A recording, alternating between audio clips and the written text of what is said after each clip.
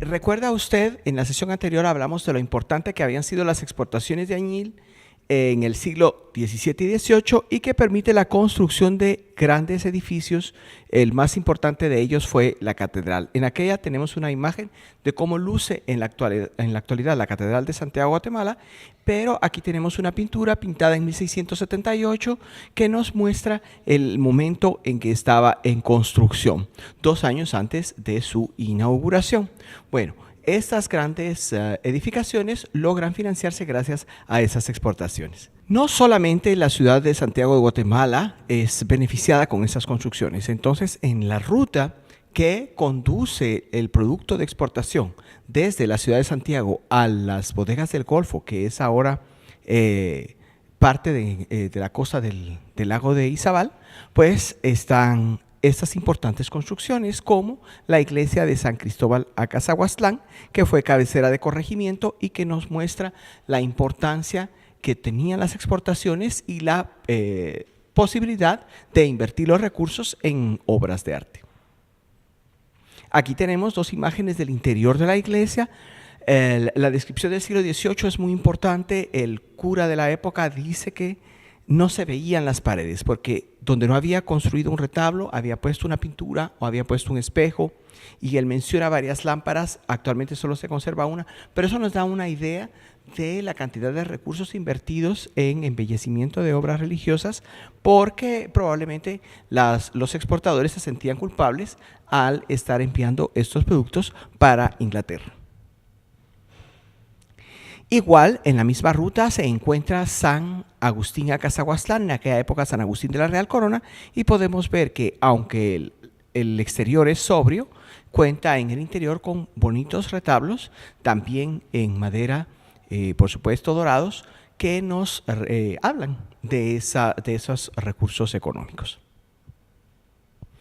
En la misma área geográfica tenemos otras localidades como Chiquimula, que era cabecera también de corregimiento, pero Chiquimula abastece en esta época de ganado vacuno. Recordemos, el añil era aquella pasta extraída de la savia de la planta, pero se empaca en cueros de res para terminar de deshidratarse y para exportarse. Entonces, las fincas ganaderas, las haciendas de ganado que están en los alrededores de Chiquimula, en toda esa área oriental, salen beneficiadas al proveer ese cuero, y además la crianza de mulas es importante porque es a través de estos animales de carga que logra exportarse el producto. Entonces, la región oriental en general salió beneficiada con esas exportaciones. Y en el caso específico de Esquipulas, ¿verdad?, el culto que se promueve a la imagen del Cristo Negro hace que la ciudad, en este momento el pueblo, se convierta en una localidad interesante y de atracción religiosa, y también gracias a la riqueza que generan las exportaciones de añil, pues entonces se logran estas obras de arte. Bien, ¿cómo termina el siglo XVII? El siglo XVII termina con la conquista del área de Petén, y con eso se completa el mapa de lo que ahora conocemos como Guatemala.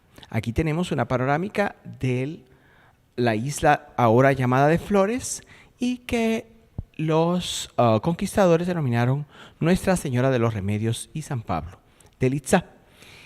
Con esto, el área geográfica ya está dominada por las autoridades españolas, pero recordemos, desde 1650 está la presencia de los ingleses en Belice, y esto va a ocasionar dificultades un poquito más adelante. Bien, el siglo XVIII está representado por un cambio importante en la política desde España. ¿Qué ocurre? Bueno, pues el rey Carlos II muere sin descendencia, no tiene hijos, recuerda usted, él había tenido problemas físicos importantes, pero nombra como heredero a Felipe de Anjou, que es nieto de Luis XIV, el rey de Francia. Es sobrino nieto por parte de la esposa, ¿verdad?, de María Teresa de Austria, es sobrino nieto de Carlos II. Entonces, el joven Felipe V es heredero de la corona, pero eso genera en Europa varios conflictos militares, porque los ingleses, los alemanes no están interesados en que Francia, que es la primera potencia europea, controle también todos los dominios españoles, porque entonces es demasiado poder para una sola persona, sobre todo con los antecedentes que ha creado Luis XIV, con su absolutismo, con su política controladora, con la hegemonía, la supremacía que ha impuesto de Francia respecto a los otros países europeos. Entonces eso genera una guerra que dura bastante tiempo en Europa, pero que termina con la concesión por parte de Francia y de España de algunos puntos claves para el comercio inglés, como el Estrecho de Gibraltar. Por eso el Estrecho de Gibraltar sigue siendo propiedad británica y eso le permite a los británicos entrar libremente al mar Mediterráneo sin pasar por un dominio español. Y hay otras concesiones, pero lo importante para nosotros es que con Felipe V, las políticas que había implementado en Francia Luis XIV van a llevarse a América, porque Felipe V llega, no le gusta mucho España, no le gusta Madrid, no habla español, él habla francés, y descubre que la administración Habsburgo había sido muy relajada, muy tolerante con las altas autoridades, con la nobleza, con la Iglesia Católica, y Felipe V tiene en mente la forma de gobernar de Luis XIV. Y Luis XIV ha impuesto el absolutismo monárquico, entonces él trata de establecer el absolutismo monárquico en España, en todos sus dominios, y esto va a causar algunas dificultades. Sucesor de Felipe V es Fernando VI, que si usted se da cuenta gobierna poco tiempo, él realmente hizo poco, trató de hacer muchas más cosas su papá Felipe V, y entre las cosas interesantes que tenemos, bueno, aquí ve usted las flores de lis de la casa de Borbón, pero en el aspecto de nuestro territorio es Felipe V el que establece la Capitanía General de Guatemala. Antes de esto, el reino no tenía una posición privilegiada, pero por las cuestiones, sobre todo por las dificultades con Inglaterra, es que Felipe va a crear las capitanías generales como puntos estratégicos militares en la defensa de sus dominios. Afortunadamente para Guatemala, usted puede verlo en el mapa, el interés principal de los británicos era Cuba, Cartagena en lo que ahora llamamos Colombia, Veracruz en lo que es ahora México, en aquella época Nueva España, pero digamos la orientación es como en arco. Para ellos el área del Caribe donde está la costa centroamericana era poco relevante y sin embargo, gracias a la concesión que tienen desde hace 50 años, ellos tienen un enclave en Belice. Bien, como le decía, hay conflictos en Europa que son de impacto para regiones americanas.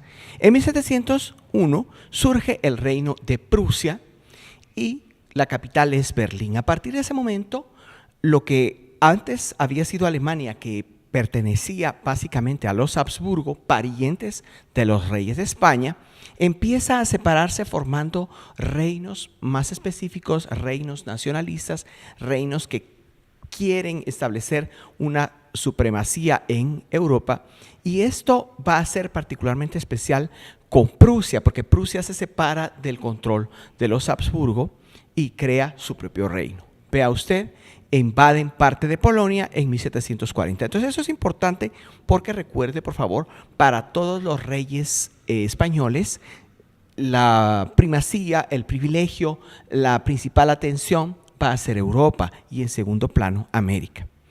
Otro hecho importante, el imperio de los Habsburgo sigue fragmentándose, entonces hay una guerra de sucesión austríaca, María Teresa, que era la heredera, era mujer, y entonces hay una guerra porque decían, no, el que tiene que heredar es un varón. Entonces surge Austria separada, entonces prácticamente desaparece el imperio alemán. Y tenemos otra guerra muy importante, la Guerra de los 7 años, que básicamente se desarrolla en Europa por el control de una parte de Polonia, pero también porque los franceses y los británicos están peleando por el territorio de Canadá y porque los británicos no quieren más interferencia portuguesa ni francesa en la India. Ellos están apoderándose de la India. Entonces, esta guerra va a ser de impacto importante. Por favor, no olvide la fecha. La guerra termina en 1763. Esos son, a grandes rasgos, los elementos importantes de la política europea que van a impactar en América. Bien, pensemos. Están pasando dificultades políticas, pero en el Reino de Guatemala hay una etapa de cierta estabilidad y es cuando se desarrollan muchas de las obras de arte que visitan nuestros turistas. Entonces tenemos, para poder trabajar estos aspectos, recordando los conceptos básicos de iconografía, que es el estudio de desarrollo de las imágenes y la identificación del mensaje de la Iglesia Católica, el mensaje católico, a través de símbolos o atributos de una imagen. Entonces, todo el arte que vamos a ver en esta época está basado en la enseñanza que la Iglesia Católica pretende dar a sus fieles. Y una cosa importante, recordemos, por favor, tengamos presente esto. Felipe V no está feliz con que la Iglesia Católica tenga tanta autonomía, tanto poder, tantas propiedades en América. Para él eso es un problema. Hay órdenes religiosas como los dominicos que tienen muchísimos territorios, pero la que más dificultad le va a ofrecer a él es la de los jesuitas. Entonces esto va a ser parte de lo que vamos a ver plasmado en el arte, porque las órdenes religiosas están demostrando no solo a los fieles cuál es el mensaje, sino también le están demostrando a las autoridades de la corona cuánto es su poder. Por eso encontramos tanto oro, tantos retablos, tantas pinturas, porque hay una inquietud de la Iglesia de fomentar sus ideas, pero también de consolidar un poder que está en conflicto con los intereses de la corona. Pasemos. Bien. Aquí tenemos un retablo de San Jerónimo Baja Verapaz y usted recuerda, por favor, los retablos tienen varias partes. Está el sotobanco, que es la parte inferior al altar. Esta parte de acá se denomina frontal, la parte que da hacia los espectadores. Luego tenemos el altar, que es la mesa donde celebraba el cura. Recuerde, por favor, en esa época el sacerdote se coloca de espaldas a los fieles y todos los movimientos, el ritual se hace viendo al sagrario. La parte que sigue es el banco. En este retablo no tenemos sagrario, pero este es el espacio que ocupa el sagrario y el banco tiene la altura apropiada para permitir la ocupación del sagrario. Y cada nivel, cada piso se denomina cuerpo. En este caso solo tenemos un cuerpo y un remate. A la vez, el retablo, como tiende a ser cuadriculado, está dividido en forma vertical, en este caso con 3 espacios: la calle del Evangelio, la calle central y la calle de la Epístola. ¿De dónde vienen los nombres? Es muy sencillo. Estos son los 2 grupos de libros principales del Nuevo Testamento. Y en la parte del Evangelio vamos a encontrar aquellos elementos del mensaje catequético que son más relevantes según el diseño del retablo, mientras que en la calle de la Epístola vamos a encontrar el aspecto complementario. Por lo general, si tenemos una pareja de esposos, bueno, pues entonces aquí va a estar el varón y aquí va a estar la mujer. No es que ella sea menos importante, sino que es complementaria y la primacía la tiene el varón. Luego, por ejemplo, si encontramos a Pedro y Pablo, por lo general Pedro, que es de quien descienden los papas, ¿verdad? Entonces va a estar en el lugar privilegiado y Pablo va a estar en la parte complementaria. Eso lo vamos a encontrar habitualmente así. Luego, los cuerpos nos hablan de los aspectos más vinculados con la vida cotidiana de las personas y conforme se elevan, llevan al remate, y en el remate vamos a encontrar aquellas alusiones más celestiales, más etéreas. Entonces el Padre Eterno, por ejemplo, siempre tendría que ocupar el espacio superior del remate. porque es lo más celestial a lo que puede llegarse. La fachada, usted recuerda que en Guatemala se habla habitualmente de fachadas retablo. ¿Por qué? Porque siguen el mismo diseño que los retablos. Entonces aquí tenemos, esto siempre es en San Jerónimo Baja Verapaz, una fachada de 2 cuerpos con remate y tenemos la calle del Evangelio, la calle central y la calle de la Epístola.